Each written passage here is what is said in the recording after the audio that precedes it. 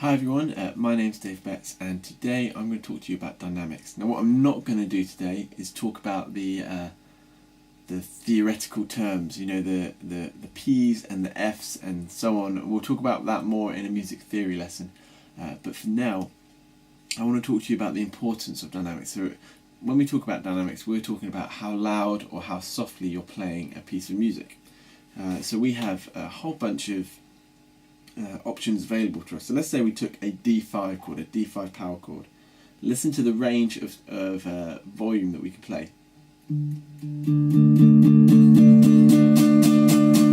So you can get quite a range there, and same with a G chord.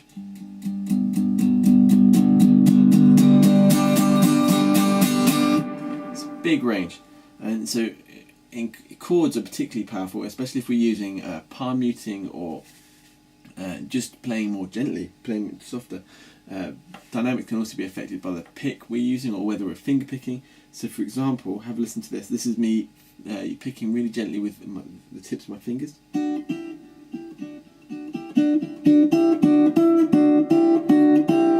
then with my pick.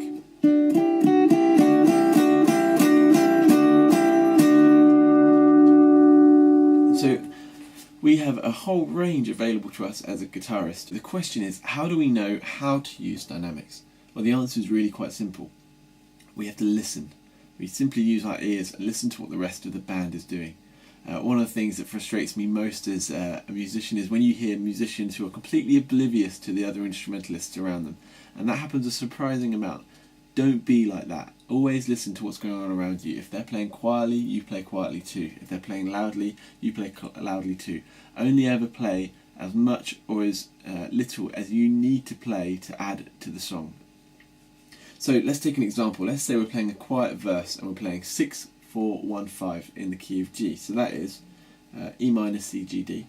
We're playing nice and quietly.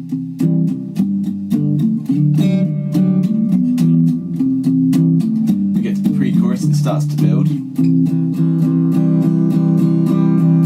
Still building, using dynamics. We get to a big chorus.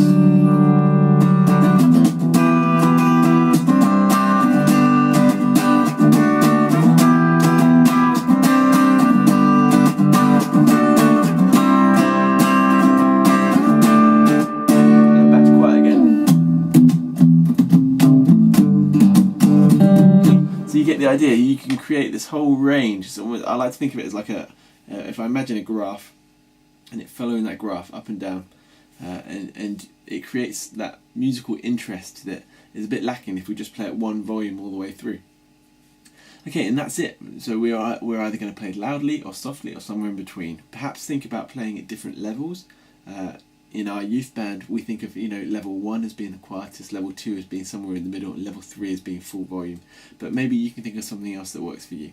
If you found this video useful, click the like button or subscribe or get in touch via Twitter or Facebook. I'd love to hear from you.